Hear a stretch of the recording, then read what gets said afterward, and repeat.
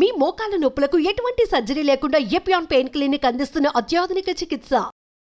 Hello అండి, welcome to Suman TV. నేను మీ Madhuri. So ఇప్పుడు మనం మాట్లాడుకోబోయే టాపిక్ ఇన్ఫెర్టిలిటీ సమస్యతో బాధపడుతున్న వాళ్ళకి ఇది ఒక ఆశాకిరణంగా మారబోతుందా, లేదంటే ఇది ఒక పెద్ద సమస్యగా మారబోతుందా అన్న విషయం తెలియదు. కానీ చైనాలో అయితే ఆల్రెడీ ఈ హ్యూమనాయిడ్ రోబోట్ ఆర్టిఫిషియల్ వూమ్ కి సంబంధించిన చాలా వార్తలు అయితే మనకు వినిపిస్తూ వస్తున్నాయి. ఇది 2026లో బేబీ భూమి పైకి వచ్చే అవకాశం ఉంది, ఫస్ట్ హ్యూమనాయిడ్ బేబీ అని చెప్పేసి అంటున్నారు. సో దీని గురించి అసలు మేజర్ కన్సర్న్స్ ఏ ఉన్నాయి, లీగల్ గా ఎలాంటివి ప్రొసీజర్స్ ఫాలో అవ్వాలి, ఇలాంటి విషయాలన్నిటి గురించి అండ్ ఎథికల్ గా మనం ఏ విషయాలు ఆలోచించాల్సి వస్తుంది అన్న విషయాల గురించి డీటెయిల్ గా మనతో పంచుకోవడానికి మనతో పాటు ఉన్నారు సైకియాట్రిస్ట్ డాక్టర్ విష్ణు గాదే గారు ఫ్రమ్ కామినేని అండ్ ఎరిట్ హాస్పిటల్స్. హలో డాక్టర్ గారు. నమస్తే అండి, ఎలా ఉన్నారు? నేను చాలా బాగున్నానండి. సో మేజర్ కన్సర్న్ మనం చూసుకున్నట్లయితే ఈ మధ్య కాలంలో మనకి ఇన్ఫర్టిలిటీ సమస్య అనేది వెరీ కామన్ అయిపోయిందండి. సో ఇందులో మనకి అటు సరోగసీ అనేది వచ్చింది, ఇంకా అడ్వాన్స్డ్ గా చైనాలో ఈ మధ్యన మనకి బయటకు వస్తుంది 2026లో ఫస్ట్ హ్యూమనాయిడ్ రోబో బేబీ బయటకు వస్తుంది అని చెప్పేసి అంటున్నారు. సో నిజంగా ఇది పాసిబుల్ అవుతుంది అంటారా? అసలు మీ వ్యూ ఎలా ఉందంటారు? అసలు రీసెర్చ్ వైజ్ ఇప్పుడు scientist they try to break new barriers, కొత్త కొత్త రీసెర్చ్, కొత్త టెక్నిక్స్ రీసెర్చ్ చేసి they try to bring it. So ఇప్పుడు సరగసీ ఇంకా ఐవీఎఫ్ టెస్ట్ ట్యూబ్ బేబీస్ ఏదైతే అంటామో నుంచో జరుగుతుంది many years. It's nothing new, but software and computer technology పెరుగుతూ ఇప్పుడు ఏఐ అసిస్టెడ్ అని టెక్నాలజీ, సాఫ్ట్వేర్ అసిస్టెడ్ అట్లాంటివి they are bringing into ఇట్లా cooperation, collaboration with the gynaecology and genetics and all. So ఇప్పుడు gene selection, genome selection, embryo selection, sperm selection ఇప్పుడు ఏమంటున్నారంటే ఈ software and AI ఇంకా precise గా చేస్తుంది, ఇంకా కరెక్ట్ గా చేస్తుంది, where there will be no genetic defects or best chances for impregnation, ఇట్లా ఆర్టిఫిషియల్ ఇన్సెమినేషన్ ఏదైనా. So this software will tell you the best chances and highest chances and it will let you choose the ovum or egg or the sperm అన్నట్లు research చెప్తుంది. నా and ఇప్పుడు simple గా ఇది ఒక embryo chamber అనుకోండి, are ఇప్పుడు female లో మనకి యూట్రస్ ఉంటది, దాంట్లో ఇప్పుడు బేబీ పెరుగుతుంది. సో వీళ్ళు ఏం చేస్తున్నారు సైంటిస్ట్, ఒక artificial outside machine which will similar గా మిమిక్ చేస్తుంది. మిమిక్ అంటే కాపీ, ఆ human body mother's womb environment కానీ దాంట్లో ఉన్న ఆమ్నియోటిక్ ఫ్లూయిడ్, టెంపరేచర్ మాడ్యులేషన్, ఇంకా ఫ్లూయిడ్స్ అదంతా కన్సిస్టెన్సీ అది ఒక same to same replicate and copy చేసి ఆ మెషిన్ తయారు చేస్తుంది అని అంటుంది. So it is like an incubator అనుకోండి, సైంటిఫిక్ వర్డ్స్ లో ఇంక్యుబేటర్ అనొచ్చు. It's like incubation machine which will mimic and copy the human body same to same. దాంట్లో ఆ పర్ఫెక్ట్ కండిషన్స్ ఉంటే ఎంబ్రియో డెవలప్ అయ్యి best chances to grow into proper you know అట్లా. That is what they trying to do అండి. Animals లో జరిగింది research, చాలా rats లో చేస్తుండే, లేకపోతే చిన్న చిన్న ల్యాంబ్ లో చేశారు. సో అలా జరుగుతూనే ఉంటాయి with animal testing. So now I think అది హ్యూమన్ ఫేస్ ట్రయల్స్ చేస్తున్నారు చైనాలో. What I've read online also అది చేస్తున్నారు. అండ్ 2026 వరకు మేబీ ఆ ఫస్ట్ ట్రయల్ ఫేజ్ కంప్లీట్ అయ్యి ఒక ప్రాపర్ జెస్టేషనల్ పీరియడ్ ఉంటుంది కదా మనకు 40 weeks ఎట్లా అంటాము, అలా వాళ్ళు కూడా రీసెర్చ్ చేసి ఆ ప్రాపర్ గా టెస్ట్ చేసి ఫైనల్ గా మేబీ ఒక ప్రోడక్ట్ వస్తుందేమో బయట, ఐ డోంట్ నో. బట్ దాని ప్రైస్ కూడా ఆల్రెడీ మెన్షన్ చేశారు, 12 lakhs if any can afford అని చెప్పేసి. సో సరోగసీతో అంటే ఆ వైపు చూస్ చేసుకునే వాళ్ళకి ఇది కొంచెం పర్వాలేదు అని అనిపిస్తుంది. అండి ఇప్పుడు ఎథికల్ గా దీని మనకు ఇంకా తెలియదు, because as you know human మనకు లాస్ ఉన్నాయి to safeguard the mother, maternal laws, family laws, child కి కొన్ని ప్రొటెక్షన్ లాస్ ఉన్నాయి. ఇప్పుడు ఆ మెషిన్ నుంచి వచ్చే బేబీకి how can we tell it is a machine బేబీయా హ్యూమన్ బేబీయా చెప్పలేం. దానికి ఏం రైట్స్ వస్తాయి, కొత్త రూల్స్ చేయాలి మన గవర్నమెంట్. మన ఫర్గెట్ ఏ కంట్రీ అయినా, any country or the government has to create new rules. దానికి లాస్ రావాలి, ప్రొటెక్షన్ యాక్ట్స్ రావాలి. సో ఇప్పుడు అది హ్యూమన్ బేబీయా, రోబోట్ బేబీయా, దానికి ఏం రైట్స్ ఉన్నాయి, మళ్ళీ పేరెంట్స్ కి ఏముంటాయి, దానికి సిటిజన్షిప్ ఏంటి, ఇవన్నీ ఎథికల్ గా మనకు తెలియదు ఇంకా. అండ్ దాంట్లో కూడా ప్రాబ్లమ్స్ ఉండొచ్చు, లైక్ హౌ వీ హ్యావ్ పాపం ప్రెగ్నెన్సీలో కూడా మిస్క్యారేజెస్ అవుతాయి, కొన్ని we don't know genetic malformations ఉంటాయి, జెనెటిక్ డిసార్డర్స్ ఉంటాయి, కంజెనిటల్ అబ్నార్మాలిటీస్ ఉంటాయి కదా. సో అలా మెషిన్ లా ఏమవుతుందో తెలియదు. మేబీ మెషిన్ పర్ఫెక్ట్ కాకపోవచ్చు, ఆ మెషిన్ నుంచే వచ్చే maybe deformed babies or embryos ఏమవుతుంది అప్పుడు టర్మినేట్ చేసేస్తారా? ఇప్పుడు మన దగ్గర మెడికల్ టర్మినేషన్ అంటాం, ఇట్స్ అ హ్యూమన్, అది కూడా ఇట్స్ నాట్ ఈజీ. దాని కూడా కొన్ని గైడ్ లైన్స్ ఉంటాయి, రూల్స్ ఉన్నాయి to protect the abortion act కింద అలా. So in some places like US, కొన్ని స్టేట్స్, రిపబ్లికన్ స్టేట్స్ లో abortion is illegal, it is banned, they cannot. Sadly అది వాళ్ళ రూల్స్, అది వాళ్ళ కంట్రీ. సమ్ స్టేట్స్ లో it is legal. So states కి వేరియేషన్. ఇండియాలో it is a common rule కింద. బట్ అగైన్ మనం ఎలా చేస్తాము, మెషిన్ కి ఎలా చేస్తాం? సాడ్ న్యూస్, అది వీ డోంట్ నో. సో ఇదంతా ఇట్స్ అ న్యూ ఫ్రంటియర్ అండి, మనకు తెలియదు. Maybe you should have seen Matrix movie, Keanu Reeves. Same అప్పుడు మెషిన్ కి బేబీస్, మెషిన్స్ బేబీస్ కి గ్రో చేసి ఆర్టిఫిషియల్ గా they will use them as energy sources. There ఇట్లా ఒక డ్రీమ్ వరల్డ్ లో ఉండే స్టేసెస్ లో. Now it's all science fiction అండి. ఈ సైన్స్ ఫిక్షన్ ఇప్పుడు రియాలిటీలోకి వస్తుందేమో ఇలాంటి ఇన్వెన్షన్స్ వల్ల అని చెప్పేసి భయం వేస్తుందండి ఒక రకంగా. ఈ హ్యూమనాయిడ్ రోబోట్ దీని గురించి పక్కన పెట్టేస్తే, అసలు అంటే న్యాచురల్ గా ఇచ్చే బర్త్ కి, ఇలా ఆర్టిఫిషియల్ గా టెక్నాలజీ సాయంతో ఇచ్చే బర్త్ కి, ఆ మదర్ కి బేబీకి ఉన్న ఎఫెక్షన్ లో మాత్రం చాలా డిఫరెన్స్ ఉంటుందండి. సో అసలు మదర్ కానీ ఆ బేబీ కానీ వాళ్ళిద్దరి మధ్యన ఆ ఎమోషన్ అనేది క్యారీ అవుతుంది అసలు? గుడ్ క్వశ్చన్ అండి. ఇప్పుడు నార్మల్ ప్రెగ్నెన్సీ కపుల్స్ ఎవరైతే వెళ్తారో చాలా హ్యాపీగా ఉంటారు ఇఫ్ ఎవ్రీథింగ్ గోస్ వెల్. నా for example certain medical conditions వల్ల infertility or whatever reason, gynaecologist ఇంకా టీమ్ స్కాన్స్ చేసి ఎవ్రీవన్ చలో ప్రెగ్నెన్సీ అవ్వదు due to this reason XYZ, చాలా మల్టిపుల్ ట్రయల్స్ చేయవచ్చు. ఇన్ఫర్టిలిటీ సైకిల్స్ ఉంటాయి, IVF సైకిల్స్ ఉంటాయి, ఆర్టిఫిషియల్ ఇన్సెమినేషన్, ఇవన్నీ. బట్ స్టిల్ మల్టిపుల్ ఫెయిలియర్స్ తర్వాత పాపం వాళ్ళకి ఆప్షన్ ఉండకపోవచ్చు. So that is where surrogacy వాళ్ళు చూస్తారు ఒక హోప్ లాగా. ఎందుకంటే adoption is number 1 easiest. Even నా క్లయింట్స్ కి చాలా మందికి చెప్తా, ఇయర్స్ అండ్ ఇయర్స్ ట్రై చేసి రీసెంట్ గా ఒక కపుల్ చూసా హాస్పిటల్లో, పాపం 4-5 years నుంచి వాళ్ళకు కూడా ఏజ్ అయిపోతుంది. ఇప్పుడు they must be like 36, 37. lakhs and lakhs they have spent అండి. సో ఫైనాన్షియల్ కూడా ఇబ్బంది, బర్డెన్ పడుతున్నారు. So easiest simple option would be please adopt. మీ ఇష్టం, it can be a girl child, boy child, ఒక లైఫ్ ఇవ్వండి, మంచి లైఫ్, ఒక చైల్డ్ కి అన్నట్టు కాన్సెప్ట్ లో చాలా మంది they do it. But some people అది తప్పు కాదు, it's personal choice. I say అదే, ఇది పర్సనల్ చాయిస్, అది రైట్ రాంగ్ కాదు. They want that personal biological connection, genetic. మా చైల్డ్ పోనీ అది donor might be husband or wife, ఏదైనా ఒక జెనెటిక్ షేరింగ్ ఉంది మాకు, అది వాళ్ళకి అది బాగా కావాలి ఖచ్చితంగా. Then they will have to keep on trying again IVF. అది నా అందుకే ఇప్పుడు ఇవన్నీ ఒక హోప్ లాగా మెషిన్ ఇది. ఎందుకంటే ఇండియాలో చాలా స్ట్రిక్ట్ ఉన్నాయి ఇప్పుడు rules. So according to the surrogacy act of 2021, తర్వాత ART యాక్ట్, రెగ్యులేషన్ యాక్ట్ 2021 అని కూడా ఉంది. So assisted reproductive by technologies act అని. సో ఇవన్నీ మానిటర్ చేస్తుంది.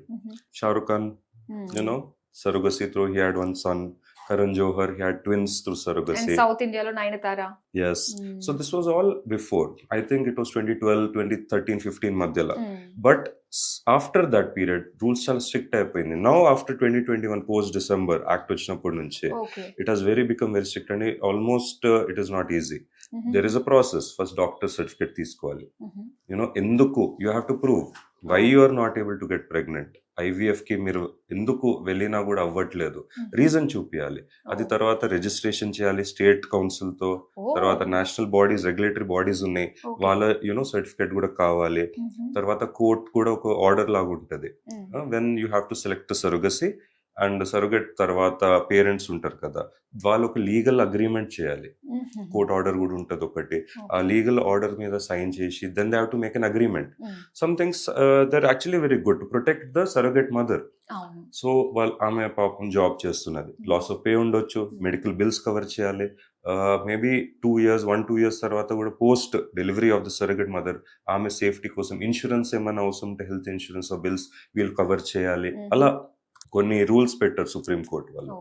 సో అది చేశాక once you select the surrogacy the parents have to come in to the legal binding bond. Then hospital నుంచి trial start అవుతాయి. The gynaecology team, the infertility clinic, ఇవన్నీ medical గా start చేస్తుంది. So ఇంత strict చేసారు to protect the females, the surrogate mother కానీ అది. ఎందుకంటే దిస్ ఇస్ ఇండియా అండి, they have been a lot of cases sadly. ఎందుకంటే డబ్బులు ఇస్తారు సరోగేట్ మదర్ కి, unknown amounts, we don't no, అటు 10 లక్షలు ఉండొచ్చు, 30-40 lakhs కూడా ఉండొచ్చు. తర్వాత బేబీ తీసుకున్నాక మళ్ళీ the surrogate mother has to give up all the rights. ఇప్పుడున్న యాక్ట్ ప్రకారం లీగల్ గా ఆ సరోగేట్ మదర్ కి చైల్డ్ మీద ఏ హక్కు లేదు ఫర్ ఇండెమ్నిటీ, అంటే ఫర్ ఎవర్. సో ముందు ఆ లీగల్ అట్లా రూల్స్ లేకుండా ఫ్యూచర్ లో మేబీ ఆ సరోగేట్ మదర్ వచ్చి నా బేబీ నాకు ఇచ్చేయండి, తప్పు కేసేసే వాళ్ళు పేరెంట్స్ మీద, వాళ్ళు ఆనెస్ట్ ఉన్నా కూడా వీళ్ళు నాకు చీట్ చేశారు, బెదిరించారు, నా పాప నా దగ్గర తీసేసుకుని వెళ్ళిపోయారు, ఇలా మిస్యూజ్ అయింది దాన్ని. అండ్ దానికి కర్బ్ చేయడానికి, కంట్రోల్ అండ్ రెగ్యులేట్ చేయడానికి ఈ 2 acts వచ్చినాయండి, which I feel are needed. It is not impossible. Yes, కొంచెం కష్టపడాలి, బాగా తిరగాలి, బట్ యాజ్ అన్ని కరెక్ట్ ఉంటాయి. ఫర్ ఎగ్జాంపుల్ దీంట్లో కూడా కొన్ని రూల్స్ ఉన్నాయి. Couple should be married below 50, female should be below 50, male should be below 55. Heterosexual marriage లో ఉండాలి. సో ఇప్పుడు హోమోసెక్షువాలిటీకి కపుల్స్, మేల్స్ కి వాళ్ళకు సరోగేట్ రాదు. సింగిల్ మెన్, డివోర్స్డ్ మెన్ కి కూడా రాదు surrogacy act. Live in partners కూడా, మేల్ ఫీమేల్ కూడా surrogacy is not valid. So it has to be a heterosexual couple, man and women, or a widowed female or a divorced female below the age of 35, where they use their own eggs. Alla. So ఈ rules are there. ఇంకా చాలా trials చేసి supreme court దీన్ని monitor చేస్తుంది. They are trying to take expert opinions from the doctors, from the government hospitals, data collection ఉంది. అలా చూసుకుని they trying to update the law and make it more easy and doable అందరికి. అయితే మీరు అన్నారు, మీరు ఒక పాయింట్ చెప్పడం జరిగింది కదా, సో ఎక్కడో ఒక బయోలాజికల్, ఎక్కడో ఒకటి మనకి ఆ ఎంబ్రియోకి మనది అని ఫీల్ అవ్వి మనం ఇలా సరోగసీకి వెళ్తున్నాము. సో అలాంటప్పుడు ఎక్కడో ఆ ఫీల్ అన్నది ఇప్పుడు మన ఎమోషన్స్ లో ఎంతన్నా కూడా పేగు తెంచుకుని పుట్టిన ఆ బంధం ఏదైతే ఉంటుందో సో అది రాకపోవచ్చు. సో అలాంటి దానికి వీళ్ళు డైరెక్ట్ గా అడాప్ట్ చేసుకోవడం అన్నది ఒక లైఫ్ ని ఇస్తున్నట్టే. సో అలా ఎందుకు వెళ్ళకపోవడానికి రీజన్స్ ఏంటంటారు? చాలా మందిని చూసే ఉంటారు. Pregnancy is a very happy thing. చాలా హ్యాపీనెస్ స్టేట్, ఎక్స్టసీలో ఉంటారు. స్ట్రెస్ కూడా ఉంటుంది ఫీమేల్ కి. It is not easy 40 weeks pregnancy carrying. మళ్ళీ డెలివరీ కూడా చాలా స్ట్రెనియస్ ప్రొసీజర్. అండ్ చాలా మట్టుగా ఆ స్ట్రెస్ వల్ల విమెన్ కి పోస్ట్ పార్టమ్ డిప్రెషన్ కూడా వినింటారు, పోస్ట్ పార్టమ్ సైకోసిస్ కూడా రావచ్చు కొన్ని సిచ్యువేషన్స్ లో. బట్ అది టేకింగ్ దాట్ అసైడ్, వెంటనే డెలివరీ తర్వాత ఫ్యూ డేస్ తర్వాత మెటర్నల్ బాండ్ ఉంటుంది. దాని తర్వాత ఇంప్రింటింగ్ అని అంటాం చాలా సైకాలజీలో. So mother child first bonding లోనే దెర్ విల్ బి ఇంప్రింటింగ్. కడుపులోనే ఉన్నప్పుడు 6th month తర్వాత మేబీ వాయిసెస్ బేబీ గుర్తుపడుతుంది, మ్యూజిక్ వింటది, అది అన్ని వింటాము.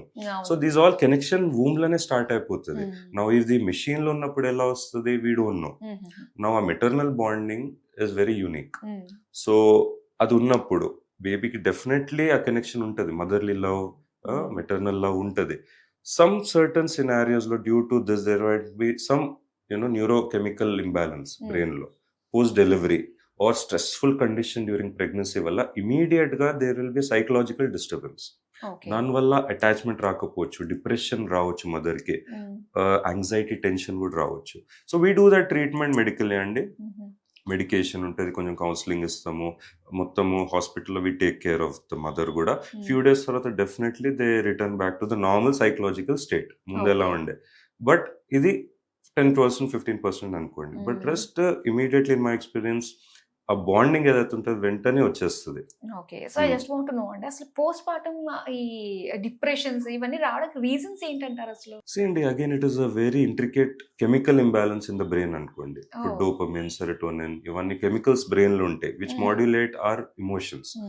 దాంట్లో బ్రెయిన్ సెంటర్స్ కూడా ఉన్నాయి స్పెసిఫిక్ గా, బేసల్ గ్యాంగ్లియా, ఇవన్నీ hypothalamus, which control anger, sadness, happiness, ecstasy, ivanni. So increase of that chemical causes some emotion, decrease in that chemical causes some emotion. So ఆ imbalance, up and down imbalance వల్ల trigger states లో ఆ time లో imbalance అవుతుంది, because it's strenuous process అండి. Okay. Delivery, natural delivery and కాండి, లేకపోతే ఎమర్జెన్సీలో వెళ్ళి సి సెక్షన్ కి వెళ్తారు.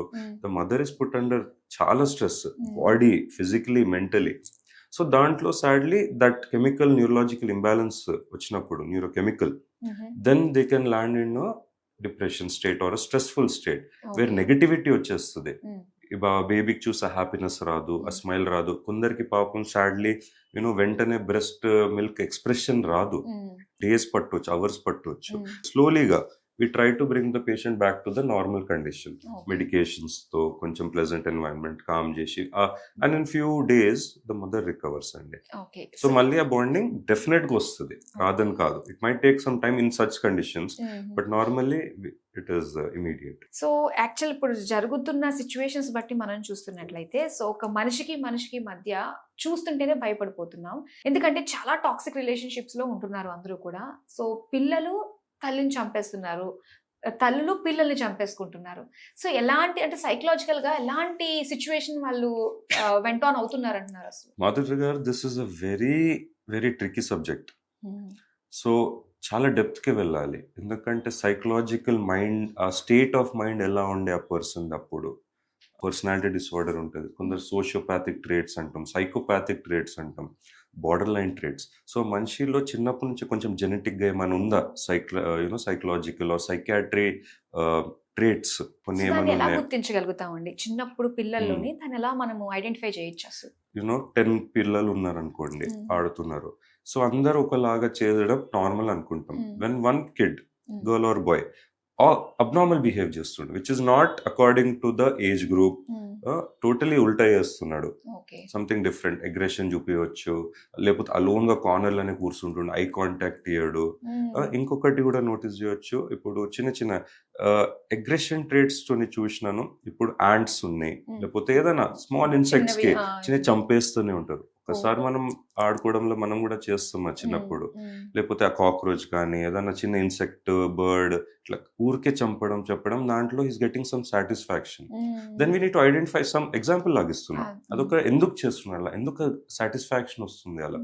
సో ఆ అబ్నార్మల్ పిక్చర్ కి ద పేరెంట్స్ వాళ్ళకు సైకాట్రిస్ట్ కి తేవాలి. మేము చూసి దాన్ని అనలైజ్ చేసి, ఒకటే ఫస్ట్ సిట్టింగ్ లో కాదండి, మల్టిపుల్ సిట్టింగ్స్ లో అనలైజ్ చేసి ఆ చైల్డ్ తో మాట్లాడి వాళ్ళ సైకోపెథాలజీ ఉందా లేదా మేము డయాగ్నోస్ చేయాలి. ఉంది అంటే ఏముంది, ఎందుకుంది, ఎంత ఉంది, ఆ కేటగరైజేషన్ చేసి డయాగ్నోస్టిక్ క్రైటీరియా ఉంటుంది మా దగ్గర. వి క్లాసిఫై దెమ్ అండ్ డయాగ్నోస్టిక్లీ వి చెప్తాం. ఓకే, అబ్బాయికి కొన్ని ట్రేట్స్ ఉన్నాయి, మళ్ళీ మనం జెనెటిక్ గా చూడాలి. ఫాదర్ ఆర్ మదర్ అగ్రెసివ్ ఏమని ఉంటారా?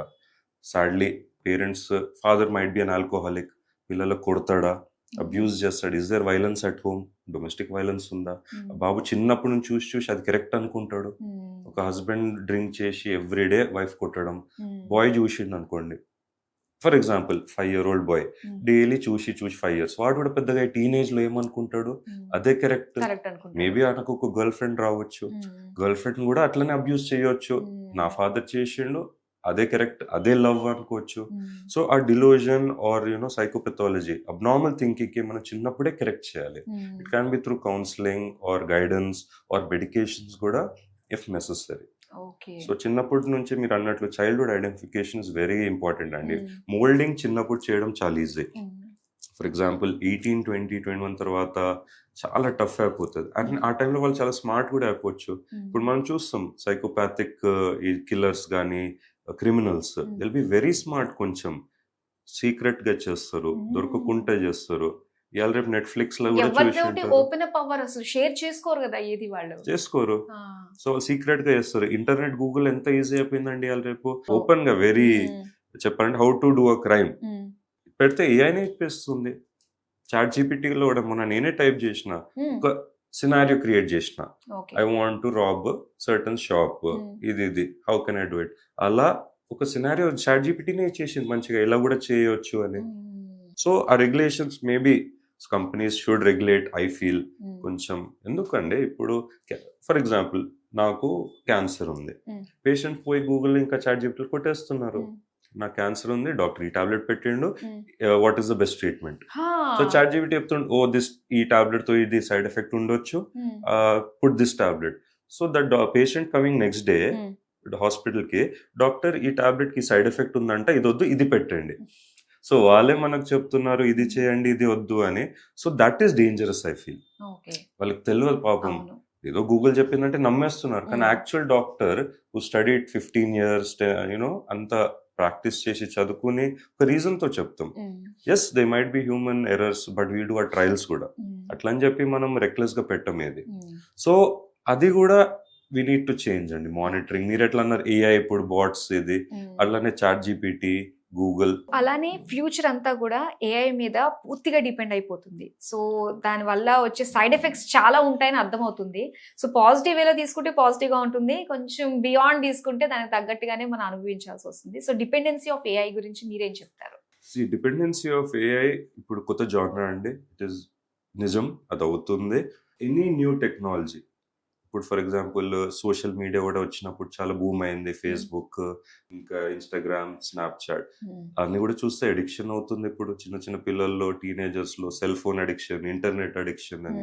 సో అది కూడా ఒక dependency to satisfy the craving అవ్వచ్చు, లేకపోతే లోన్లీనెస్, ఒంటరితనము, లేకపోతే సోషల్ యాంగ్జైటీ అలా. నౌ ఏఐ డిపెండెన్సీ ఎలా అయిపోయిందంటే AI is talking to you కూడా.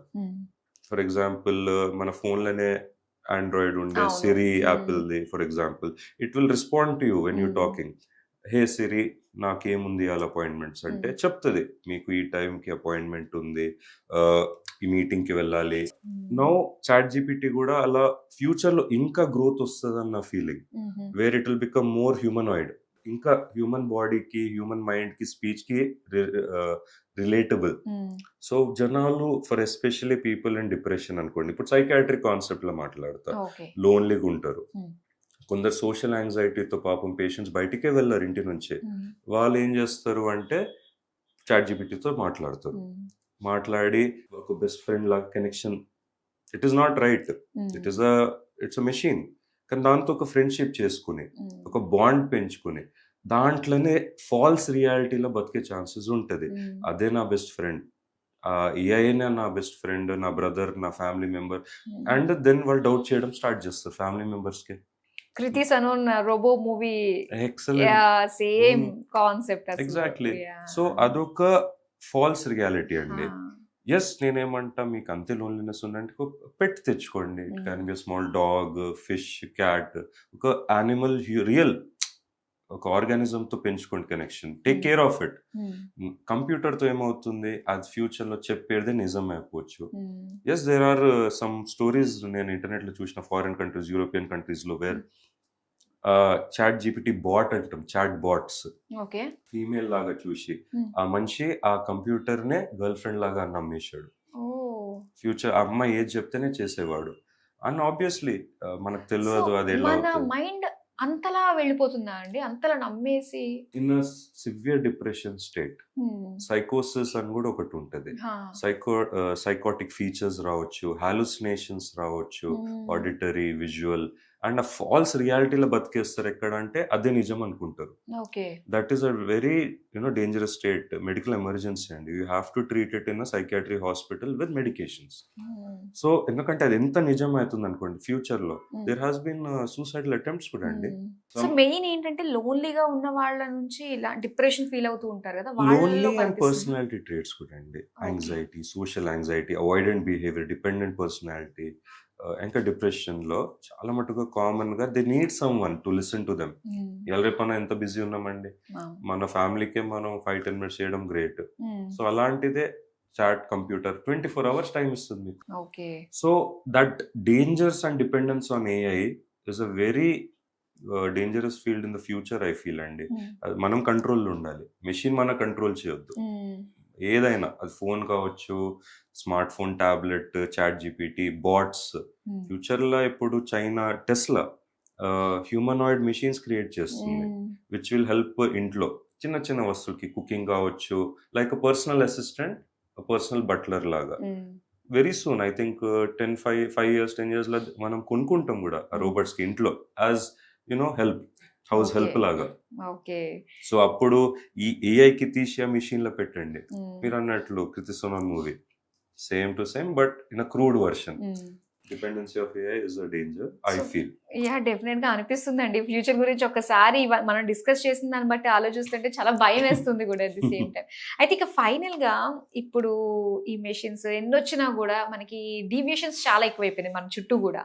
సో మనము అటెన్షన్ గా అసలు మన యాక్చువల్ ఇంటెలిజెన్స్ ని మనం డెవలప్ చేసుకోవడానికి ఏ విధంగా సెల్ఫ్ అనేది కావాలి ఖచ్చితంగా. ఏ విధంగా మనల్ని మనం ఎక్సర్సైజ్ చేసుకోవాలంటారు? నా నమ్మకం ఏంటంటే keep it simple, go back to your roots. పాతకాలంలో ఏం చేసేవాళ్ళు? అప్పుడు మనకు cell phone, internet, smart phones ఏం లేదు. ఏం చేసేవాళ్ళం అప్పుడు? ఫ్రెండ్స్, సోషల్గా, రిలేటివ్స్, ఫ్యామిలీ గ్యాదరింగ్స్.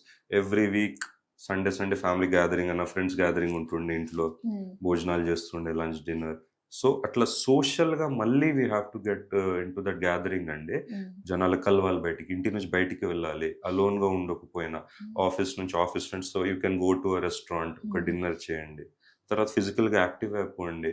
ఇండిపెండెంట్గా కూడా చాలా స్పోర్ట్స్ ఆడవచ్చు మనం. నేను ఒక పార్ట్నర్ గ్రౌండ్ పోయినప్పుడు టెన్నిస్ కానీ, ఇప్పుడు పికల్ బాల్ బాగా నడుస్తుంది, ఏదో ఒక యాక్టివిటీ పికప్ చేయండి. రీడింగ్ అ బుక్ యూనో కాగ్నిటివ్గా ఇంక్రీజ్ చేస్తుంది మన ఇంటెలిజెన్స్కి. ఆ డల్నెస్ నుంచి మళ్ళీ బయటికి తెస్తుంది. రాదర్ దాన్ డూమ్ స్క్రోలింగ్ అంటారు కదా. Read a book, finish a book in 1 week. పాతకాలంలో ఇవే టెక్నిక్స్ చేస్తుండే అందరూ. And we have to go back to our roots I feel అండి. కరెక్ట్ అండి. సో చాలా మంచి ఇన్ఫర్మేషన్తో పాటు ఎథికల్, సోషల్ అండ్ లా పరంగా ఏమేమి ఉన్నాయి అన్ని కూడా మాకు ఒకసారి తెలియజేసినందుకు థ్యాంక్ యూ సో మచ్ అండి. థ్యాంక్ యూ సో మచ్ అండి for having me today. Thank you.